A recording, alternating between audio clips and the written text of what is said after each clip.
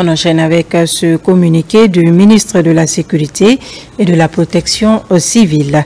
Sur instruction de son Excellence, Monsieur le Président de la République, le général d'armée Mamadi Doumbouya, le ministère de la Sécurité et de la Protection civile et celui des Affaires étrangères, de l'intégration africaine et des Guinéens établis à l'étranger informent l'ensemble de nos compatriotes que de nouvelles dispositions ont été prises pour répondre aux sollicitations relatives au passeport biométrique bloqué pour irrégularité. Cette instruction du chef de l'État a pour objectif d'étudier chaque demande au cas par cas afin d'apporter des solutions adaptées et conformes à la législation en vigueur. La présente initiative s'inscrit dans le cadre des efforts constants de Monsieur le Président de la République à aplanir les difficultés de nos compatriotes tant à l'intérieur qu'à l'extérieur du pays en matière d'obtention des documents de voyage. À cet effet, il est demandé à toutes les représentations diplomatiques et consulaires de procéder à un recensement détaillé de nos compatriotes se trouvant dans cette situation.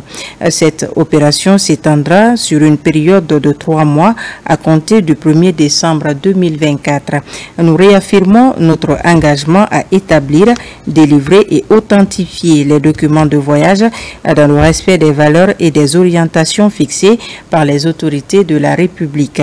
Le ministère de la Sécurité et de la Protection civile et le ministère des Affaires étrangères, de l'intégration africaine et des Guinéens établis à l'étranger savent compter sur la collaboration citoyenne de nos compatriotes ainsi que des autorités compétentes pour la bonne exécution de cette directive.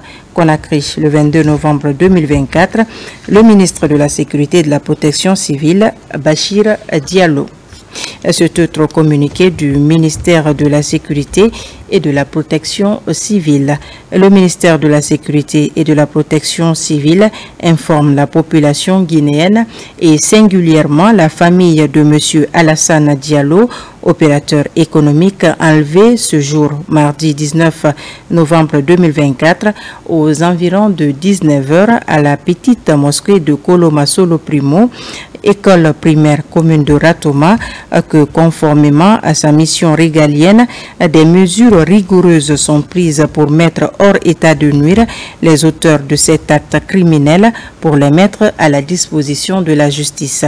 Ainsi, les forces de sécurité sont mobilisées et des opérations spéciales sont en cours pour amener M. Alassane Diallo sain et sauf parmi ses proches. Nous appelons la population à rester calme et à collaborer avec les autorités compétentes dans le cadre des enquêtes en cours. La sécurité des citoyens est notre priorité absolue et nous ne ménagerons aucun effort pour maintenir la paix et l'ordre public. Pour toute communication d'information, voici les numéros verts du ministère mis à la disposition. 117, lutte contre la criminalité. 110, lutte contre les tracasseries policières et autres comportements déviants. Conakry, le 22 novembre 2024, le ministre de la Sécurité et de la Protection civile, Bachir Diallo.